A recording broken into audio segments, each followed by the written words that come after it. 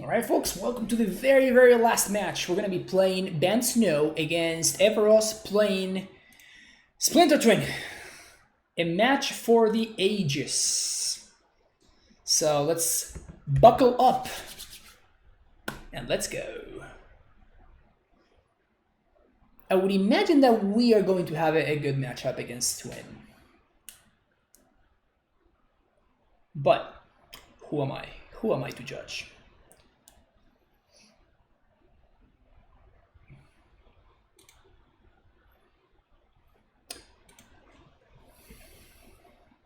It's been 5 hours of streaming? Jeez, wow. It's been going by pretty quickly, so I almost didn't even notice.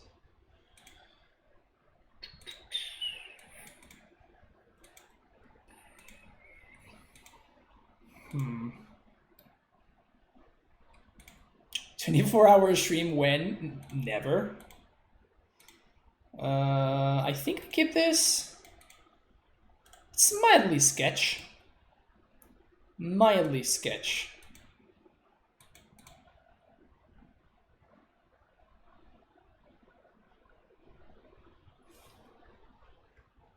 But like the fact that we know what the matchup is. 24 hours of just Amulet and nothing else. Jeez. Sounds rough.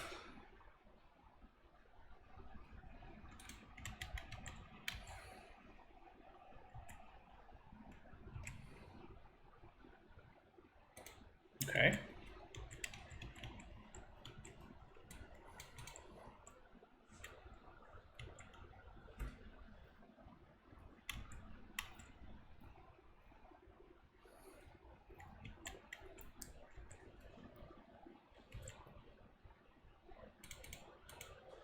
We lose a game in the league, we queue for another. Jeez.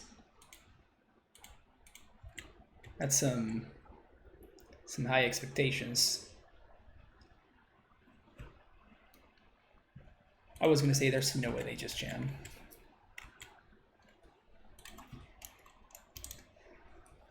Wow, Donnie got you super hard, Goblin Master. That's rough. Donnie, why? Yeah, we're definitely going to very blatantly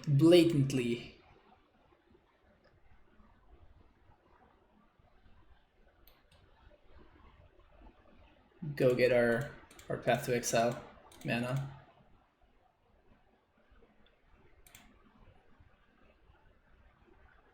Don't mind me. Just get in the planes. Just get in the planes. Don't worry about it. This is fine.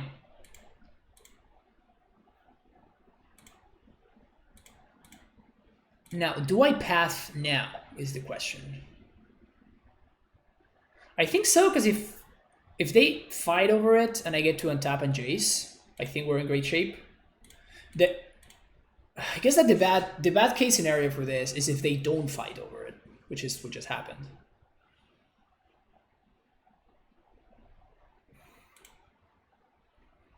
Because now I just ramped them.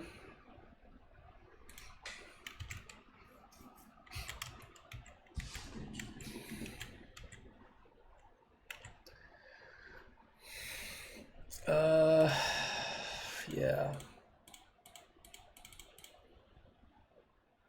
So if they have the Force of Negation here, we are in big trouble, but they didn't. Sweet. Wow, that's actually pretty huge for us. Like the fact that we were able to just like resolve a Jace there. Oof! I misclicked. Whoa. That sucks. Well, I'm gonna slam to Fairy now. That was definitely a misclick though. I would have totally forced the Jace.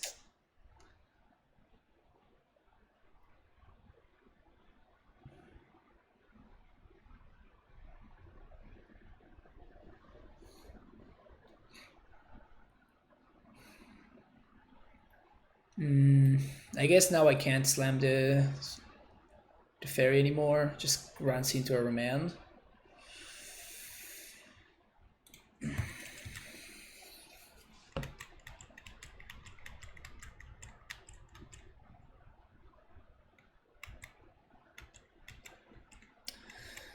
Yeah, that was brutal, honestly. Like that was a huge misclick. Not having forced that Jace is going to be potentially game losing.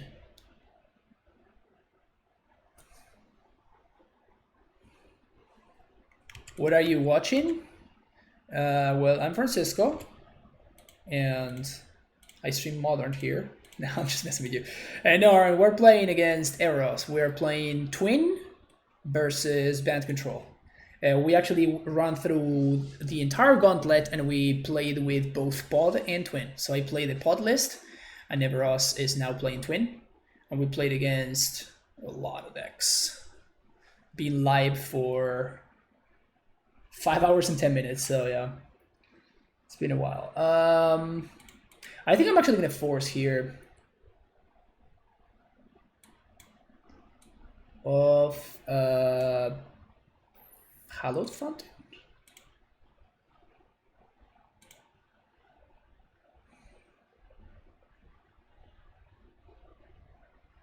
I am attempting to tap them out on their turn so we can slam Teferi. Yeah. Or a Jace if we find a Mana Leak or something.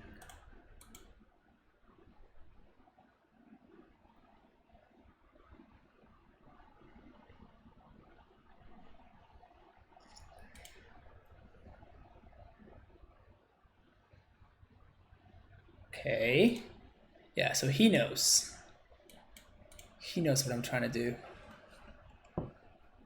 They do have some dead cards in there. Some dead draws.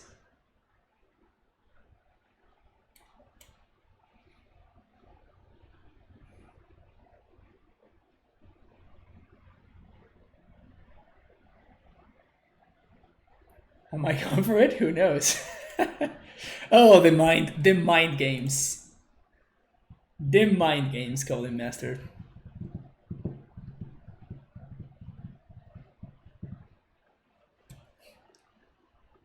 Mini Kappa. That's pretty funny.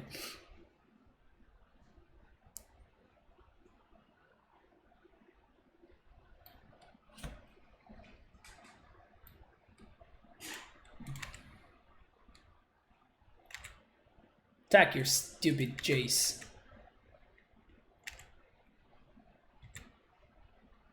Alright. Uda.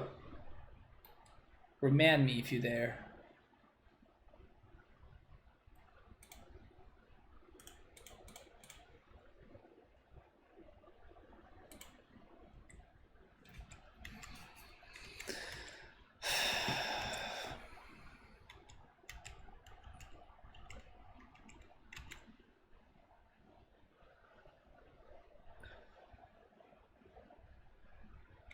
And Jace is rough. Jace is accruing a lot of value there. But you see what I'm talking about, right? It's just like, I cannot tap out of this Path to Exiles because my opponent can just kill me. I can just be dead. That is the power of Twin. That is the power of Twin. They might not have it, but they have 4 cards in hand and they are forcing me to respect it, and there's nothing I can do about it.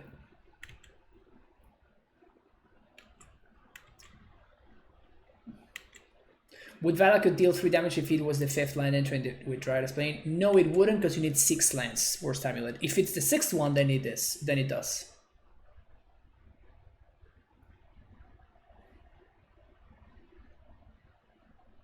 You need Valakut and 5 other lands. So 6 is the minimum amount of lands you need to trigger Valakut.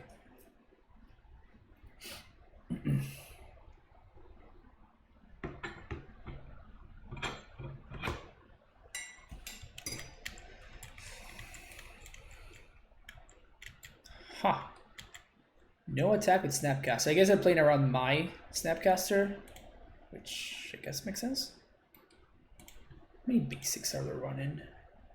Bring 7 islands, so I'm never, ever, ever running them out of basics. Unless we might force it plus from Jace.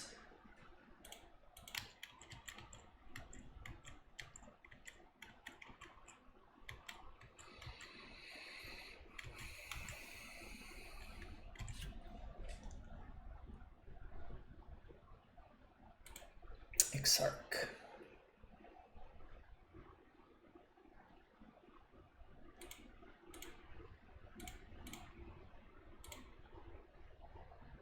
I'm definitely pathing right now.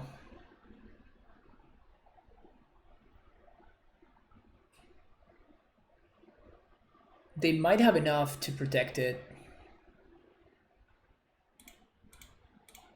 But they would need 3.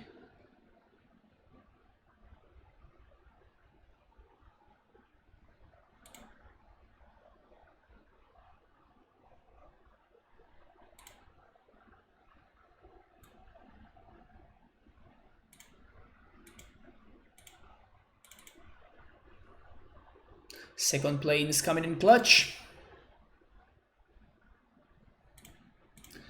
So if they have force, they lose, but they need to have exactly force plus blue card right here. Easy. So now the path resolves, the remand resolves, it goes back to my hand, and Archmage's Charm resolves, path down. All right, go.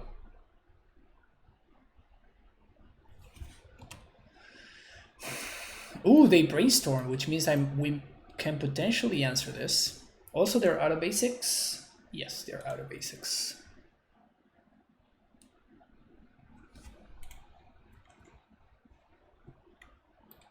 Yeah, that remand did resolve.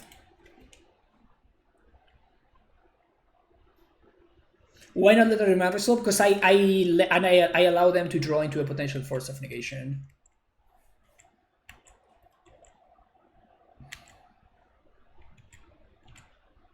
You have so many lands. Oh, that's a good one.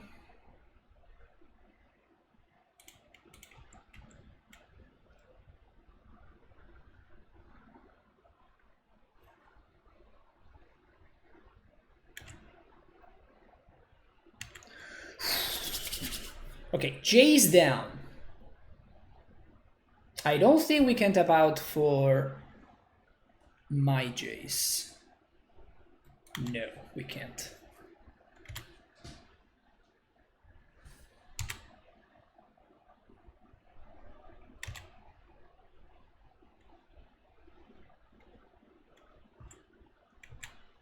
It's pretty good. That's pretty good.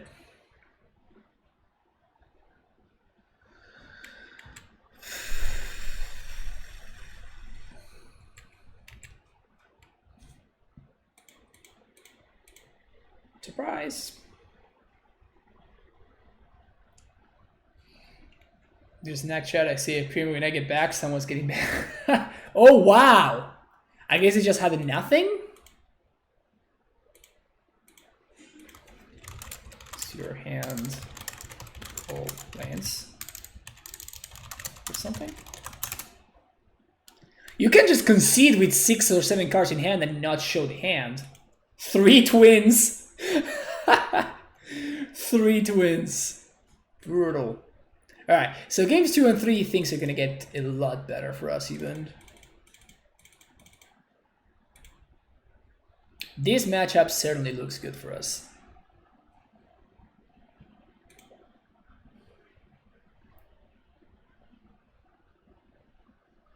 Well, I guess the only thing that these destroy is the twins themselves, so I'm not into it. They might even side out a reasonable amount of their twins.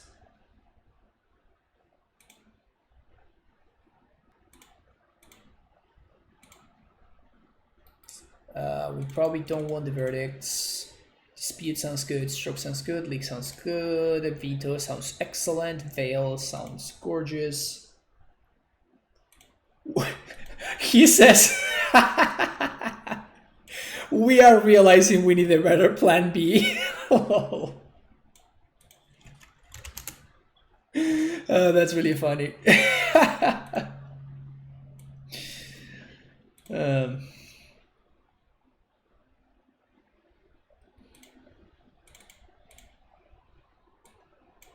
I guess Cryptic does matter in this kind of matchup. It's going to be tough to resolve through all of those remands.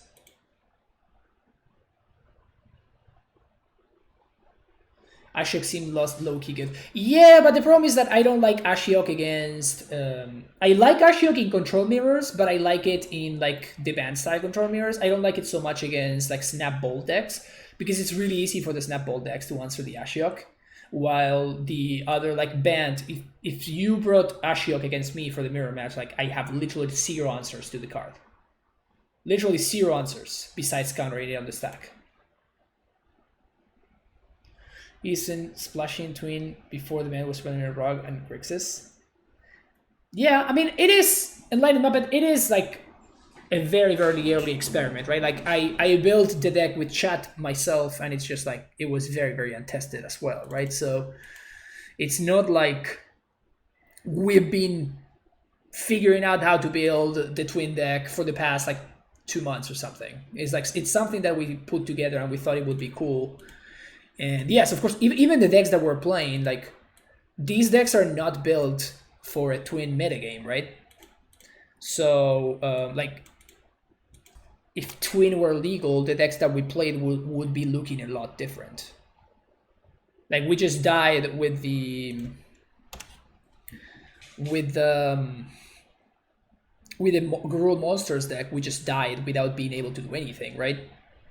And if twin were a legal card, we would have had like, I don't know, like Fries in the sideboard or stuff like that.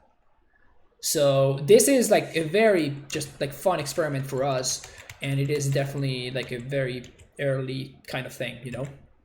It's a very non-broken kind of thing. It's just a thing that we did for fun and we thought it was cool. And I still think that it's a pretty cool idea. Just... Okay.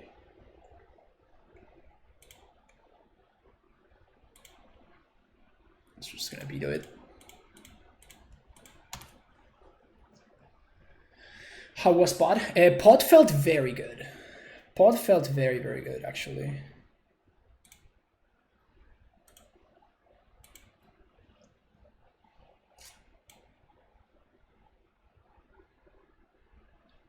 Well, I sure hope they don't have another one of these. Broken good or potentially broken good, yes. So it definitely felt like if, you know, if the card were legal, it could very easily be just broken.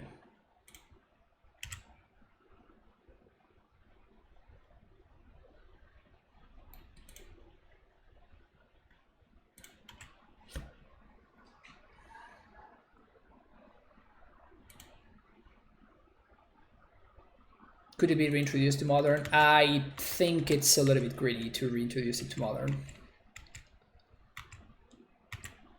But we're gonna like, we're gonna go over all of our thoughts and whatnot after we are done with the match.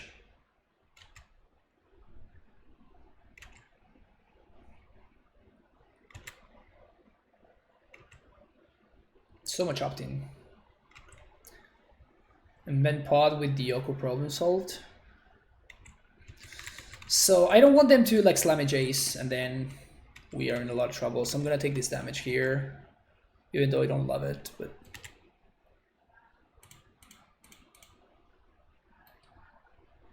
play a Snake. It's pretty good. Gonna get a breeding pool here. Pod is love. Yep. Pod is indeed very much love. That's right, my deck plays Astrolabe.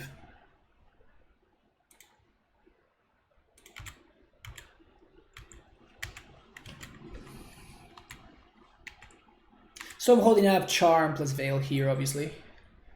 What's this? Exarch.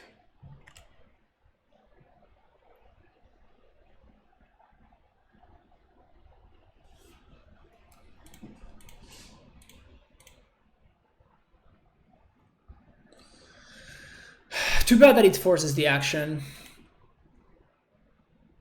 We're still holding up like Archmage's Charm or like Path plus Veil or whatever.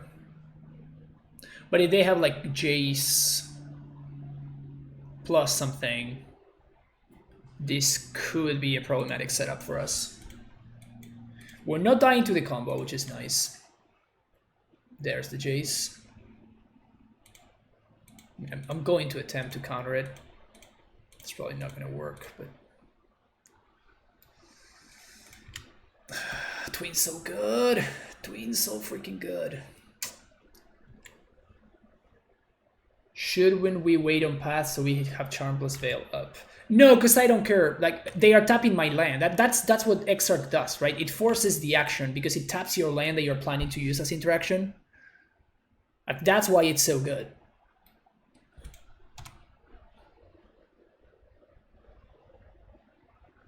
They should definitely attack. Just putting pressure on my life total.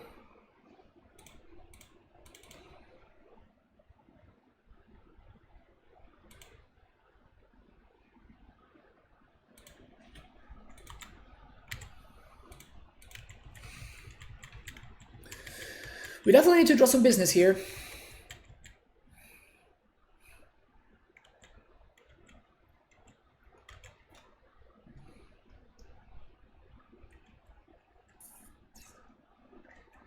We were able to outrace the Jace the last time. Let's see if we can outrace the Jace this time as well. Unfortunately, none of the cards that I have in my graveyard help me.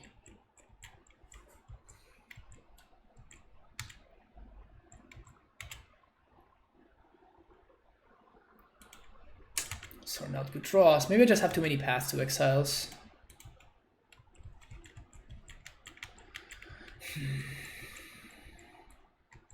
This is rough.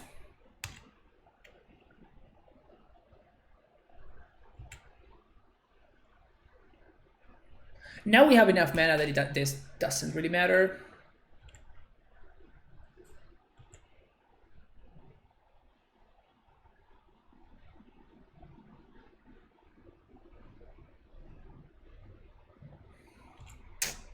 It's too many Jace's activations. Establish highly competitive. Highly competitive. More basic.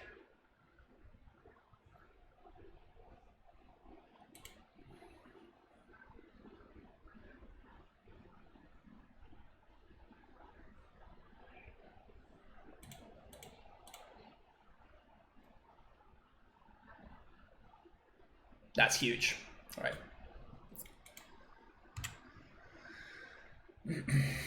That's huge. We're gonna get to clear the Jace, Splinter Twin, Fizzles. Let's see what we draw first. Do we want to draw a veto? Well, I guess not this turn. Let's see what we draw first. Dispute. Yeah. Let's block there.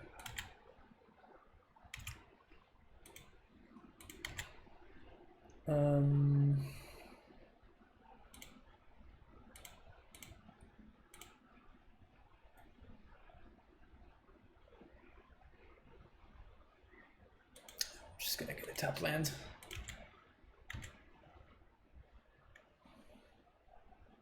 Dispute not looking too hot right now. Man, we cannot find one of our card advantage engines.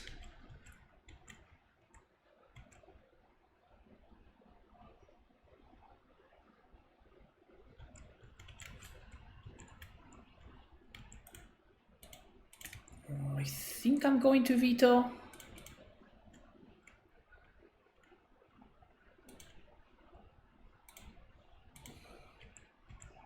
To not just get bullied by like another Jace. So let's show the veto.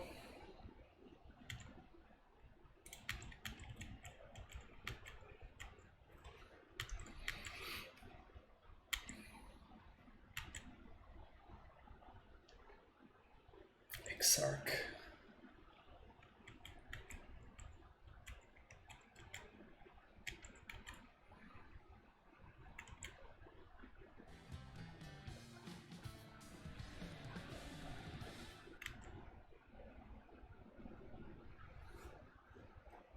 Oh, nice! We were able to cash in that dispute. That's huge!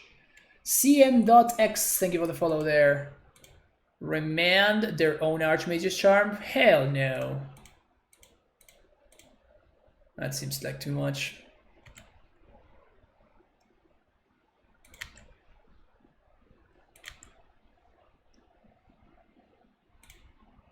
If they have a Jace exactly this turn, this could be a problem. This is not too much of a problem, I think. Snapcaster. So I'm going to wait for them to target the Archmage's Charm. I'm going to wait. Oh, Force of Negation, sure. I'm going to wait for them to tap out. So remember when I said that maybe I just had too many... Maybe I just had too many Path to Exiles? I was wrong.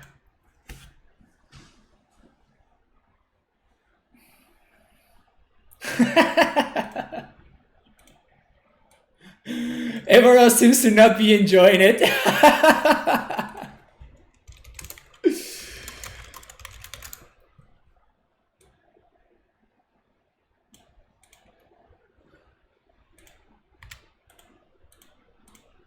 Got the pod lists? Yeah, all the lists are here. Well, that's a good one. That's a good one. Hello there, you. Hello there, you. All right, yeah, that one did feel like a beating. That one did feel very, very good for the Bant side. All right, awesome. So, oh, that was great. That was great. Twin did look very good. Twin did look very, very good. So, not surprised. It did feel like the more powerful deck that we played. But yep, we're gonna have some closing thoughts with Evaros. So let's see if we can. Yeah, I'm actually gonna like put this together with this video. All right. All right. Hello. Can you hear me? I can. Awesome. Awesome. Chat, can you hear Evaros? Is his volume fine? It looks like on my end you're all good. Just asking chat how that. It should be fine, I think. Yes. Chat says that that you're good. All right. So let's talk about how you felt. How did it feel? Tell me. It feels like Bant is really good. Well, forget Pod and Twin. Bant is insane. Yeah. One thing. Yeah, go ahead. No. One thing that I was going to say is like the way that you built the deck, it didn't feel like it was putting Bant too much in the picture. So that definitely could have had something to do with how good that deck looks right there. Huh? You mean the way Twin was built? Yeah, the way you build the Twin deck. Yeah. Because one thing that my chat said multiple times is, I wonder why you were just going with straight up blue-red. You could have splashed green for Veil in the sideboard. So I feel like something like that would have helped your chances. People were saying the same thing here. Exactly. Yeah. That we could have gone green for Veil, white for Teferi, or something like that. We wanted to try. So that list was from Spider, Spider Space. We wanted to try just the basic core build of the deck, but after that league, I think in a world where Bant is strong, Veil is a very easy splash, I would say. Yeah, I would agree. And like I don't even know if you need literally any other cards in green, like just Veil. Veil. That card alone seems busted for the deck. Yeah. It honestly seems like one of the reasons. Even without it, let me say this though, like even without it, Twin felt really good. Like, yeah, and I made a lot of sequencing errors too, and went for certain things when I should have gone for other things, and maybe didn't jam Jace in a couple of situations I should have. I think with like, had I been more in practice, could have performed better. The deck felt strong. Like it felt strong. Yeah, no, I certainly think that Twin felt like unbanning it would be a really big problem, especially considering the fact. I agree. Exactly. Especially considering the fact that again how untuned these lists are, right? Exactly. If you think about when Twin was legal, people were going real hard. You would see lists playing like less Deceiver Exiles and Pessimites, and less twins, like 2 or 3 twins only, and like Splashing Green for Tarmogoyf, like having some very, very powerful like kind of like sideway plans. That was the big thing. It felt like I was really lacking that. Exactly. Like, Exactly. It was twin or nothing, and man, when twin was answered, it was just like, uh-oh. Yeah, I mean, I got nothing. exactly, but that was always the issue with the deck, right? Like, just it is an aura after all, right? It's an aura that wins the game, but it is a 2-for-1 if it gets answered. But from my perspective, multiple times I said, well, I could do this, but I can't because I might die. Because if you tap out, exactly, it's the threat of the twin. Exactly, and it's just like I'm looking at your hands, and you have like 5 cards in hand, and I'm looking at and it's just like, well, I guess that I can't go for it because if he has it, we just die, and it's very realistic that you might have it. And then Veil just adds to that equation of just like, you know what, doesn't even matter if they have it. Exactly. So like it certainly felt like that with the Gru mid range and with Eldrasitron. Those matchups just felt like the same way that I felt when I played against Eldrasitron with Pod is the same way. The opposite is what it felt playing Eldrasitron against Twin. Like it felt like I could never find a hole. I could never I could never develop my game plan and try to like disrupt you at the same time. Up meaningful interaction. Exactly, because so so that's the thing. So we need something in this twin deck that will punish people for not going for it, which is something like Tarmogoyf. If you hit the turn 2 Tarmogoyf, and it's like you got to answer this, and if you answer this, maybe now I'm getting you with the twin kind of thing. Exactly. Yeah. But it did feel pretty good. I don't miss display patterns, if I'm being honest with you. I know, yeah. I don't miss them at all. Another point I got from this whole little experiment, by the way, is that Yawgmoth deck might just be good, like, without Pod. Like, honestly, that deck might just be sick. Like, you were crushing me in games where, you just kind of had, like, exactly, like, 1, 2, 3, 4 straight up the line combo, which is, like, that's sick. But even so, like, you know, you toss the Pods out in their chords or whatever, that deck is, like, no one is playing it, you know? No, that honestly, that surprised me, and that's one of the things that I wanted to try out on my stream as well, is like try to bring that deck back a little bit.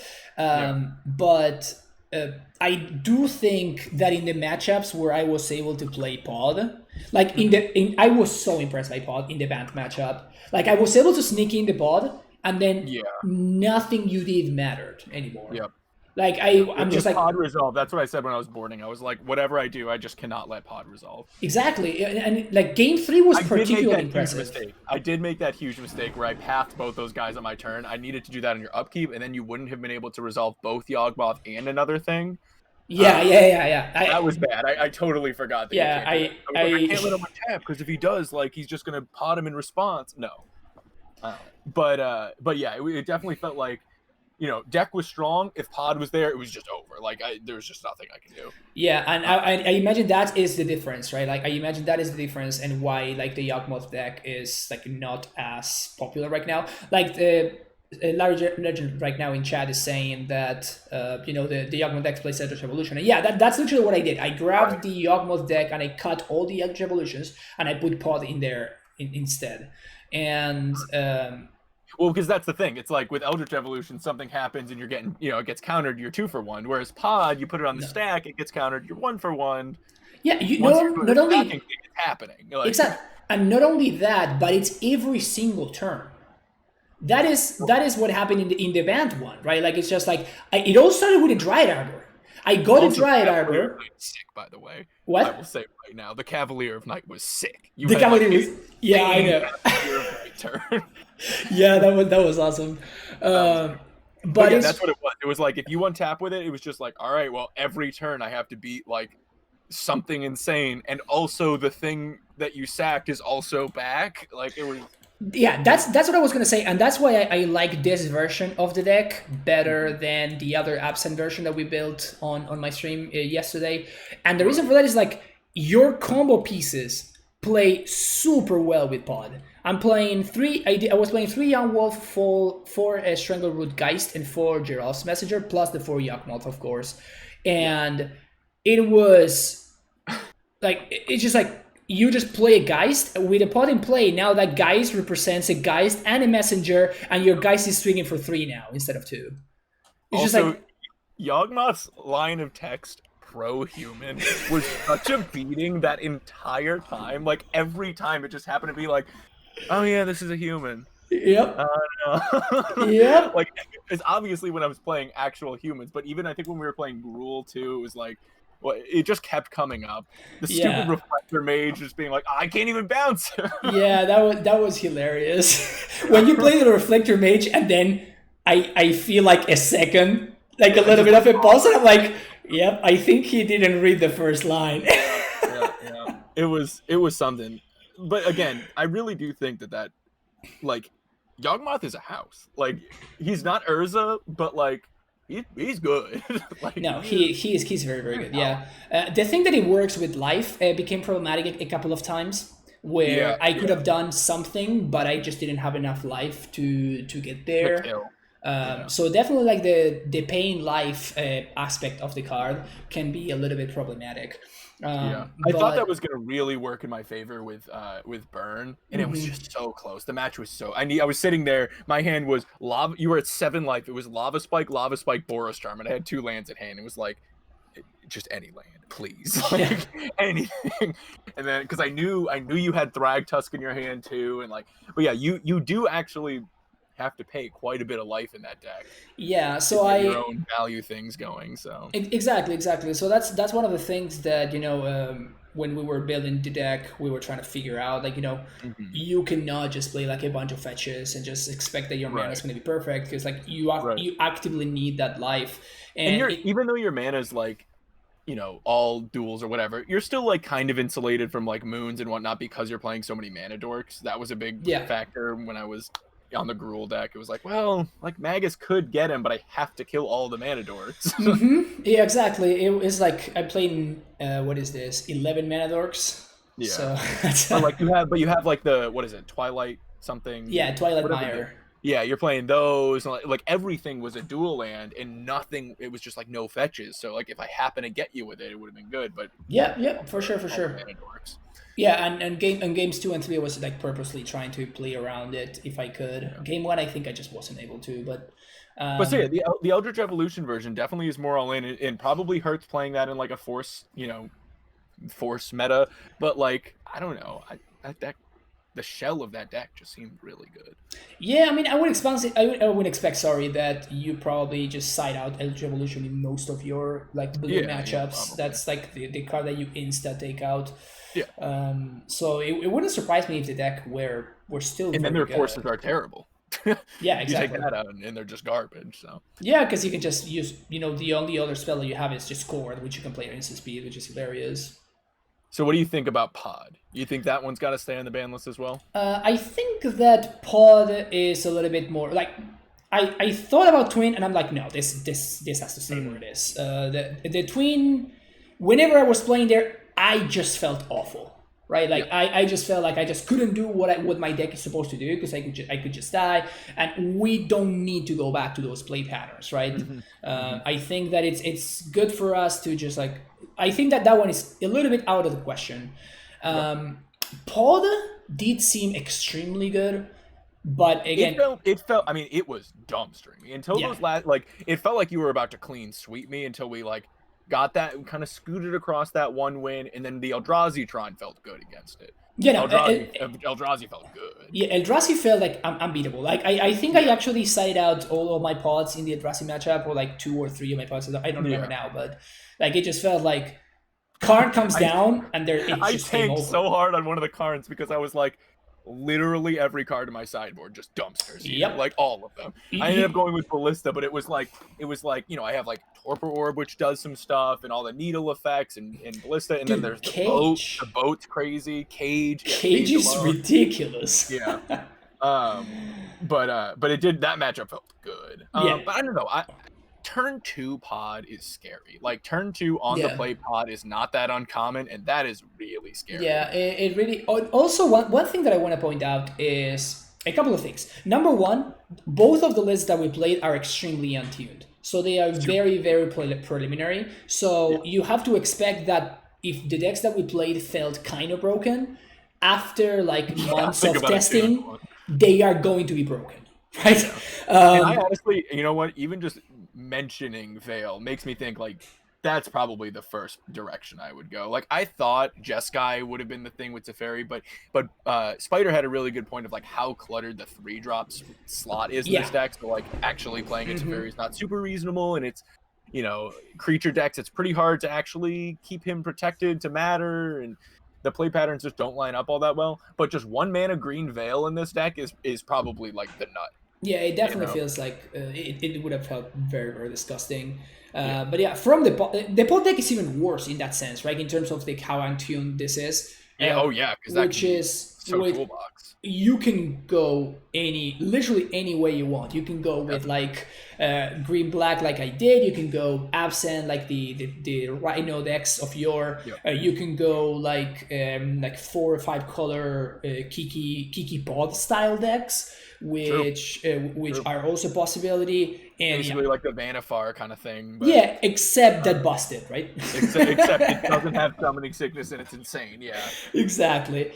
So Just take definitely. Twin and Pod, put them together, basically, that one. Exactly. So, like, the fact that you have so many options is the thing that kind of makes me a little bit not too sure about pod. Is like you can go so many different ways. And also, one thing that Chad pointed out is the fact that all the other decks that we played with, right? Like the humans, Gruul, Shadow, all of those decks, none of those decks were built for the supposed metagame where Twin and Pod are Exactly. evil, right?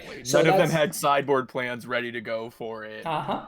Exactly. Yeah, so somebody was saying in chat, oh, well, you could put Fry in the sideboard in the Gruul matchup. It's like, yeah, for example, like a card like Fry, a card like Rending Volley, those like Stony Silence. You'd see a lot more oof. abrupt decays, like that kind of stuff. Like definitely. Exactly. So even though like we still played some games, right? Like it didn't. Yeah. Like especially with like the Bant deck and stuff like that. Those decks that are just kind of broken. It wasn't like the Twin or the Pod deck were just completely running over the other deck. But both of the decks you have to take into account that both of them were actually very untuned. Pod is also a card, I will say, that has like not that it's really a problem, but the quote unquote like Stoneforge problem of like it's so easy to print things into Pod that are just like a disaster. Whereas like Twin, it's really just that one effect. Like they know what combos with Twin. They print a million of them, but there's like this one thing that goes well with Twin. But with Pod, there are like a lot. Like anything could just snap Pod again. If it's not already snapped now, there's so many. It's so easy to just break the card again. Exactly. It's like they just continue printing creatures with like recurrent effects or with ETB you don't want to effects. have to think about every creature you print. That's my thing with Pod. It's like it just feels like it restricts design space kind of thing. One of those ideas. For sure. That is definitely 100% the argument against Pod. It didn't feel so much as the argument was power level, even though it did feel super powerful. It felt strong from the other side of the table. It did have that feeling, like not exactly like Twin, but where it was like, yeah, if I just pass back while you have this Pod in, I lose, like almost assuredly. Yeah, but like it seems like a lot easier to deal with, right? When you were playing on the Gruul deck, one thing that I was thinking is like, oh, pillage blows up my Pod. I didn't think about that before, so it's like playing just like a naked Pod on turn 2 or something. That matchup was absurd, though. I just had like I think it was that went to 3 games. I think. Yeah. And that game 3 was just absurd. Like the opening hand was completely busted that I had, where it was just like, here's everything.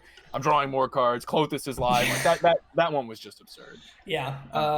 It definitely did feel like the quote unquote design mistakes that we have seen in the last couple of years are definitely up to par with like Pod and Twin, which is kind of like a silly thing to say.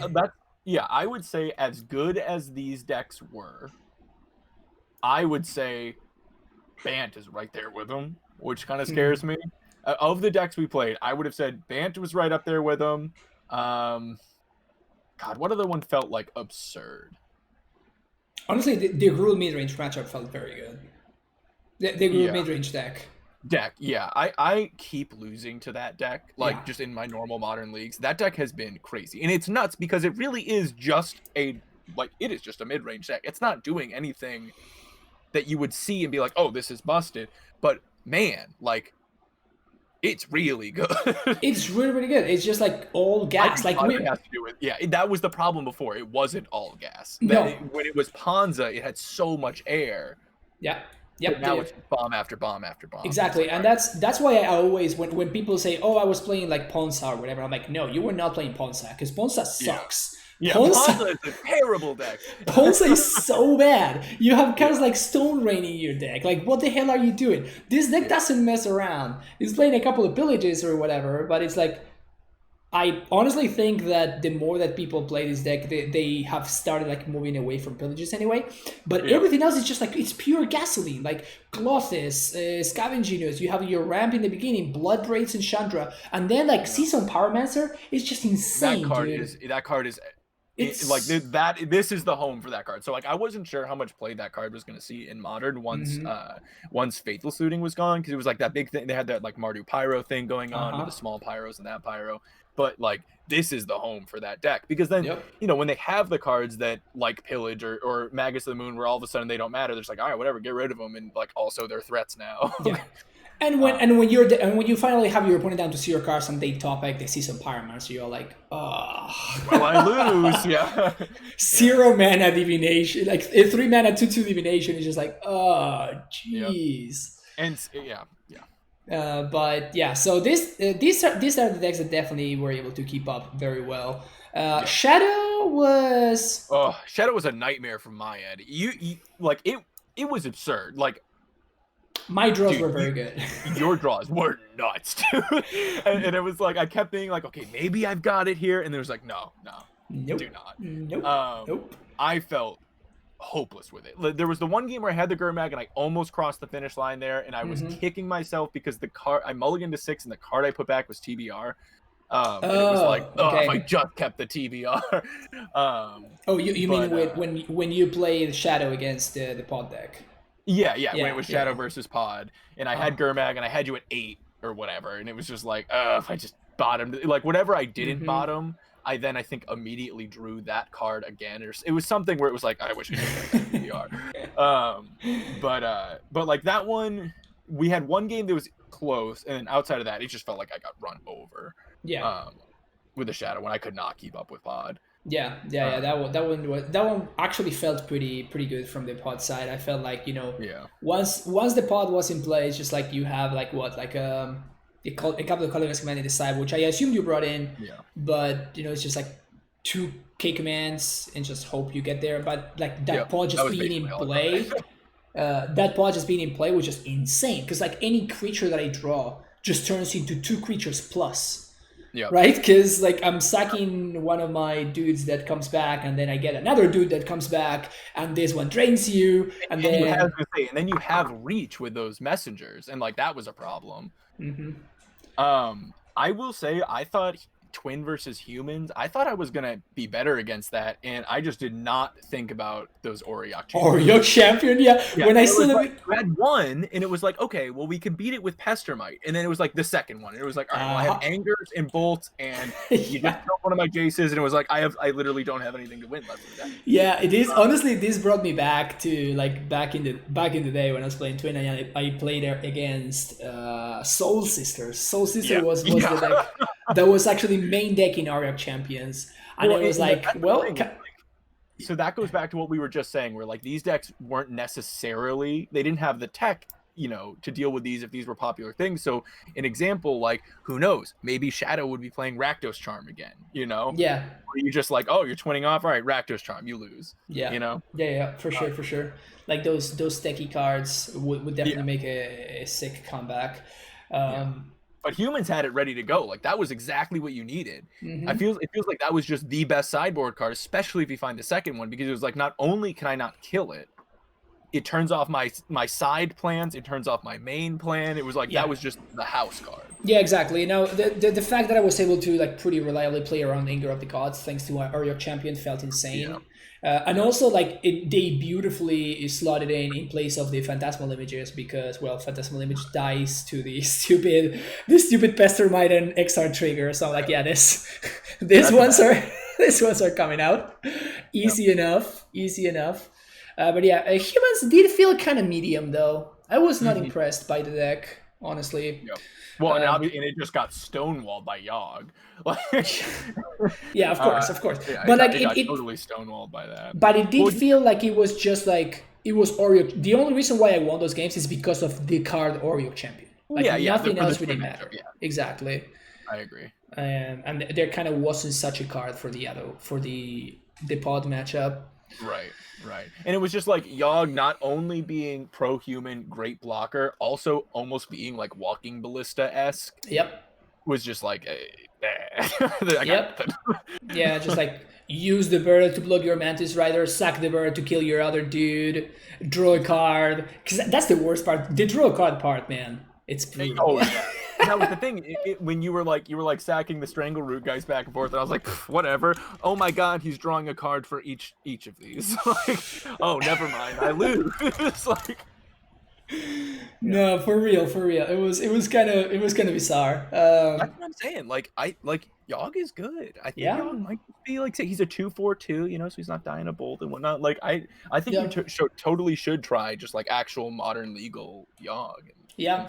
Yeah, it definitely inspired me to, and it was also fun. Like the play patterns were fun, like the sequencing, and like how to play your threads, how to sequence. Okay, I'm gonna do it this turn. This turn we can do this other thing. It was pretty cool. It felt pretty cool. And then Burn and a Dracitron, and Burn is, I guess it's just Burn. Yeah, I mean the games.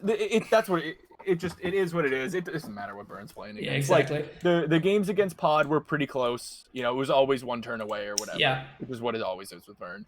Yeah, and funny enough, like the games that you did win were I was one turn away as well. Yeah, exactly. Yeah, I believe it. Which is it was just like it was just a skull crack dance. You know, a lot of Exactly. Yeah, and if you look at the list, like honestly, the only cards that have been printed since Twin was legal were the Screw the Critics and the Cycling Lens. So the Cycling Lens, granted, they are kind of a really big deal. So that's true. Those are kind of a big deal. Yeah. That was a big push for Burn, for sure. Yeah.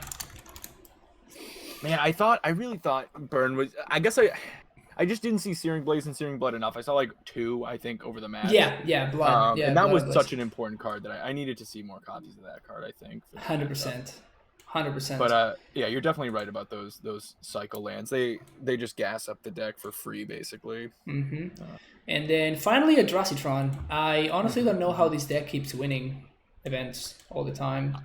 Just top 8 after top 8 after top 8, and I'm just like, I play it and it's just like, why? How does this deck win? I gotta say, it did feel really good on like while I was playing. It did feel really good, but it does feel like it's very beatable. But like I just had these hands where it was just like, if you ever have the double temple, it's just so dumb. And and I had Natural Tron one. Natural Tron, exactly. Like, all right. Yep. It did feel pretty silly, but honestly, just I feel like that's more of a matchup thing than anything else. Yeah. Like it's just like nothing that I did really mattered. As soon as whenever you resolve the card the Great Creator, which I cannot do anything about, that's it.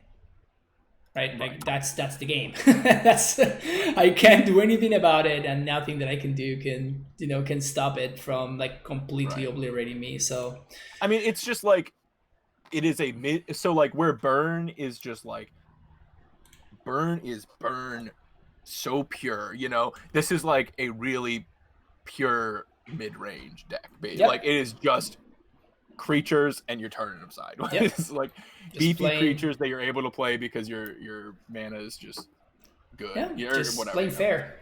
Fair. But it gets there. I don't know. It does get there. Yep. All right. So final closing thoughts on the whole experiment. Keep them banned. Yeah. Keep them banned and maybe look at some of the stuff that is legal in the format now. No, for sure. I think the Twin needs to stay where it is. Pod, again, like the design space is the argument that I buy the most. It didn't feel like completely busted, and it did feel pretty easy to interact with. But the design space thing, it strikes me as potentially very, very problematic. So yeah, I mean, I think this experiment was successful. I would agree. Yeah. So I had a good time, dude. This was a lot of fun. Me too. We should do something similar. Yeah, we should. Future. We have to look at some other. So next project, Grease on Zenith and Skullcrack or something. Or Skull Clamp. Skull Clamp, yeah, no, Skullcrack, yeah. Different one. Sure, that works. That's what people were asking. They were like, hey, you going to do other band cards? And it was like, oh, maybe. Yeah, dude, I mean, I'm 100% down for it. So, yeah, we should definitely talk about it and maybe do like every month or something. We can figure something out like this. But this was pretty cool. Yeah, totally. All right, man. All right. Well, have an amazing good time. Say hi to your chat. My chat says hi. And yeah, dude, it's been a pleasure. Had an amazing time. Talk to you later. All right. Talk to you later, dude. Bye-bye.